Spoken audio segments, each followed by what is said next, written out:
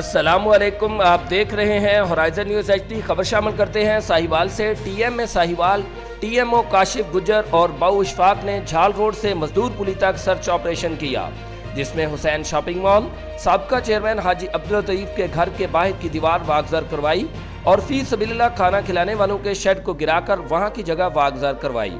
माई सरवरी के तंदूर का शेड, सरदार स्वीट्स वालों का शेड, अशेख टिक्का वालों का शेड को गिराया और नाजायज तजावजात से वागजार करवाया।